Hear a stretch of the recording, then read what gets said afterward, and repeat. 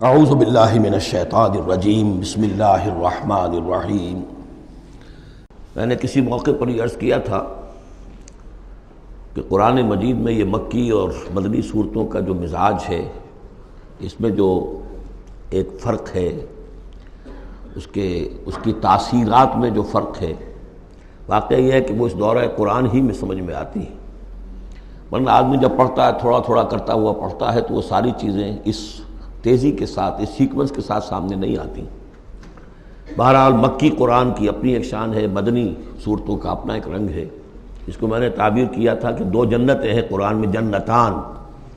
ایک مکی جنت ہے، ایک مدنی جنت ہے، تو ہم مدنی جنت کی سیر کر رہے ہیں۔ 8 صورتیں ہم پڑھ چکے ہیں، اب جو آخری 2 صورتیں رہ گئی ہیں اس گلدستے کی، یہ دونوں نہایت حسین جوڑے کی شکل میں ہیں۔ یہاں جو علامت ہے جوڑا ہونے کی، وہ پہلے تو ایک ہے ظاہری، دونوں صورتیں شروع ہوں گی، سورہ طلاق بھی، سورہ تحریم بھی، یا ایھا النبی، یا ایھا النبی۔ دوسری یہ کہ دونوں کا موضوع جو ہے وہ اسلام کا معاشرتی نظام ہے۔ اسلام کا معاشرتی نظام اور خاص طور پر آئلی نظام، آپ کو معلوم ہے اس کی اتنی اہمیت ہے کہ سورہ بقرہ سے بات شروع ہوئی، 4 رکوع وہاں پر مفصل انہی موضوعات پر آئے، پھر سورہ نساء میں مفصل بحثیں آئیں، پھر یہ کہ سورہ نور میں، سورہ احزاب میں، پھر مجادلہ میں ہم نے دیکھا کہ ایک مسئلہ آ گیا زہار کا، اور اب یہاں پر 2 صورتیں مکمل آ رہی ہیں اس 10 صورتوں کے مجموعے میں بھی۔ تو اس سے اندازہ ہونا چاہیے کہ اس آئلی قوانین کا اور معاشرتی جو ویلیوز ہیں اسلام کی، ان کی کتنی اہمیت ہے اللہ تعالیٰ کے نزدیک۔ ان میں جو 2 جوڑے کے جو یہ 2 فرد ہیں، تو گھریلو زندگی میں 2 امکانی صورتیں پیدا ہوتی ہیں۔ ایک تو معتدل تو یہ ہے کہ جو اللہ کے حقوق ہیں ان کو فائق رکھا جائے، اس کے نیچے جو اللہ نے حق شوہر پر بیوی کا رکھا ہے وہ بیوی ادا کرے، جو بیوی پر شوہر کا حق ہے، جو فرض ہے وہ شوہر جو ادا کرے۔ تو یہ فرائض اور حقوق کا ایک توازن ہے جو اللہ تعالیٰ نے قائم کیا ہے۔ اگر یہ توازن خوبصورتی سے چل رہا ہے، حدود اللہ جو ہیں وہ ٹوٹ نہیں رہی ہیں، کہیں اس میں کوئی رخنا پیدا نہیں ہو رہا ہے، شوہر بھی بیوی بھی اپنے فرائض دینی کو ادا کرنے میں لگے ہوئے ہیں، چاہے ان میں ہائر لیول پر جا کر تھوڑا سا فرق ہو جاتا ہے، جو عام زندگی ہے اس میں کوئی فرق نہیں ہے، نماز عورت کو بھی پڑھنی ہے، مرد کو بھی پڑھنی ہے، زکوٰۃ مرد کو بھی دینی ہے، عورت کو بھی دینی ہے، روزہ عورت کو بھی رکھنا ہے، مرد کو بھی رکھنا ہے، حج جو ہے وہ فرض ہے۔ اس کے بعد دعوت و تبلیغ میں آگے تھوڑا سا فرق ہو جائے گا کہ عورتوں کا دائرہ محدود ہو جائے گا، وہ مردوں میں جا کے دعوت و تبلیغ نہیں کریں گی، خواتین میں کریں یا اپنے محرم مردوں میں کریں، لیکن فرضیت قائم رہتی ہے۔ اور اس سے اوپر جا کر تیسرے لیول پر اور ذرا بالواسطہ ان کا معاملہ ہو جاتا ہے، مردوں کے ذریعے سے وہ اقامت دین کی جو میدان کے اندر معاملے ہیں، جنگیں ہیں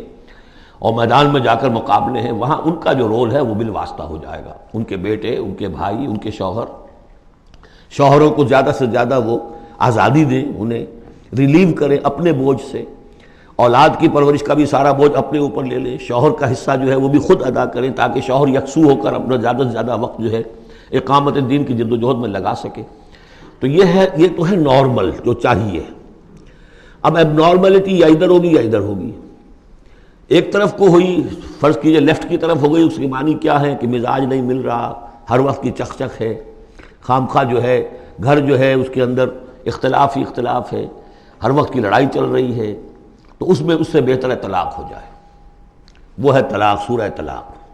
کہ خام خواہ اس قسم کے مسئلوں میں، لیکن یہ کہ طلاق جو آخری شکل ہے اس کے کچھ حدود ہیں، قیود ہیں، ضوابط ہیں، قواعد ہیں، قوانین ہیں، ان کی پوری پابندی ہو۔ جیسا کہ سورہ نساء میں ہم دیکھ چکے ہیں کہ اگر وہ علیحدہ ہو جائیں تو اللہ دونوں کو غنی کر دے گا، اس کو بھی اور اس کو بھی، اس کے لیے بھی کوئی بہتر، شوہر کے لیے بہتر کوئی بیوی عطا کر دے گا اور اس بیوی کو کوئی شوہر بہتر عطا کر دے گا۔ ایک دوسری انتہا یہ ہوتی ہے کہ شوہر اپنی بیویوں کی اتنی دلجوئی کرے،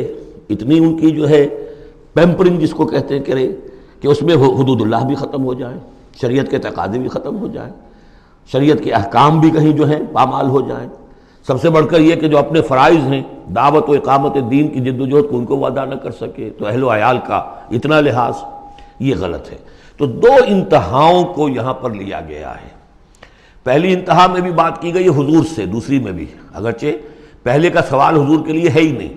حضور نے نہ کوئی طلاق دی، نہ آپ کو طلاق دینے کی اجازت تھی، اس لیے کہ آپ کی ازواج مطہرات جو ہیں وہ تو امت کے لیے ماؤں کی حیثیت سے ہیں، اور سورہ احزاب میں ہم پڑھ چکے ہیں کہ وہ کسی اور سے بعد میں نکاح نہیں کر سکتی تھیں، تو طلاق دینے کا سوال نہیں، اسی لیے آپ کو 4 کی جو وہ حد ہے، لمٹ ہے، اس سے بھی آگے بڑھ کر مزید نکاح کرنے کی اجازت دی گئی تھی۔